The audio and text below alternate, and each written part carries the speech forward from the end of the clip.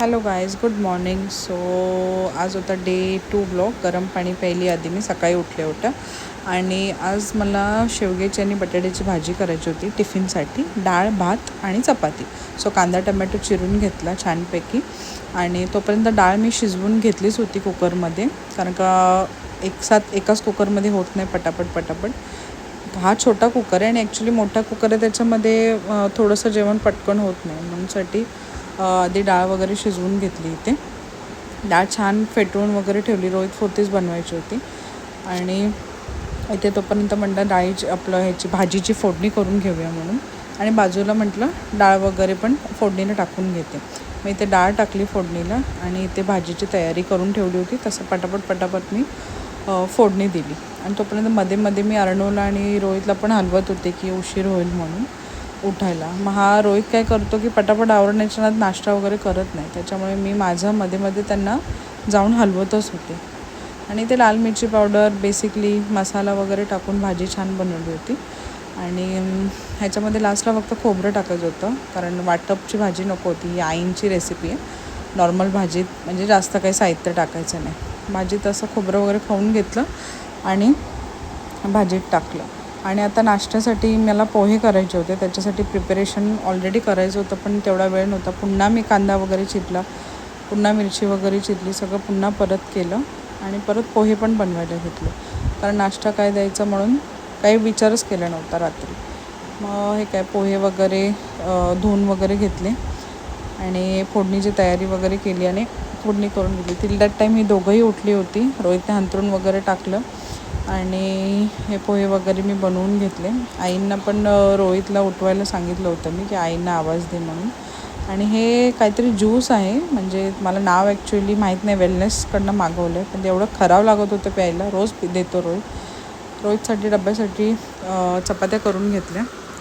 लास्टला चपात्या केल्या. इथे टिफिन वगैरे पॅक केला मी, चपाती भाजी डाळ भात वगैरे. आणि आता ह्याला म्हटलं रोहितला पोहे देते, म्हणजे मी रिकामी झाली ह्याच्या मागून. खोबरं वगैरे टाकलं आणि साहेबांना पोहे दिले. सो ह्यांचं एक्सप्रेशन बघा आता. त्याला पोहे खूप आवडतात. सो पोहे वगैरे दिले. इथे तो घड्याळ बघत होते. 10च मिनटं बाकी होते.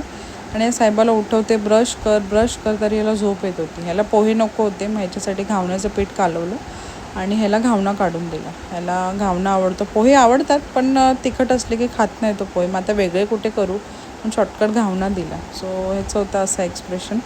आणि आई तोपर्यंत उठल्या होत्या. मग दोघींसाठी चहा वगैरे ठेवला. चहा पोहे आम्ही दोघींनी छानपैकी नाश्ता केला. आईंना पण पोहे आवडले. चहा पोहे लाईक परम सुख आहे चहा पोहे. सगळं आवरून घेतलं, म्हणजे किचनची भांडी वगैरे घासून घेतली जेवढी पडली होती तेवढी. सकाळपासून जे जेवण खाणं होतं, भांडीचं काही विचारू नका, चालूच असतं काम. तोपर्यंत आई इथे कोथिंबीर वगैरे साफ करत होत्या. हा सवटा क्लीन झाला की किती बरं वाटतं. मग आंघोळ वगैरे केली. देवपूजा बाकीच होती, म्हणजे आंघोळ केली. त्याच्यानंतर मी देवपूजा केली आणि अरुणाला म्हटलं आता आपण रेडी होऊया. आणि या दोघांची मस्ती चालू होती. ह्याच्या टिफिनसाठी आज बटाट्याची भाजी आणि चपाती होती. आणि आम्ही दोघं रेडी झालो. ह्याला अर्णवला मी शाळेत वगैरे सोडलं. स्वामींना पाया पडले आणि घरी आल्यावरती असा बेत होता जेवणाचा छान. आम्ही दोघी जेवलो. संध्याकाळी परत अभ्यास घेतला. फ्लावरची भाजी आज ठरलं होतं करायची, सो फ्लावरची भाजी केली. आणि हे बघा, हे तुटून गेलं माझं चिरायचं. सकाळपर्यंत बरं होतं. आणि आईंना सोलकढी करायची होती. तोपर्यंत रोहित आला. आईंनी मस्तपैकी सोलकढीची तयारी वगैरे केली. आहे बघा, असं त्या गाळतात सगळं. जिरं, लसूण, मिरची, आलं हे सगळं टाकून मिक्सरला वाटून ते असं फडक्यामध्ये त्या गाळतात. मी काही करत नाही कधी सोलकढी, आईच करतात. आईंच्या हातचीच रोहितला आवडते. मग असं मीठ वगैरे टाकून, आगळ वगैरे टाकून छानपैकी त्यांनी फ्रीजमध्ये थंड करायला ठेवली होती. आणि हा मॅन्डेटरी. आणि रोहित आला तोपर्यंत जेवण वगैरे घेतलं, ओटा वगैरे क्लीन केला, भांडी घासून झाली. एवढं बरं वाटतं ना. Good night everyone, bye.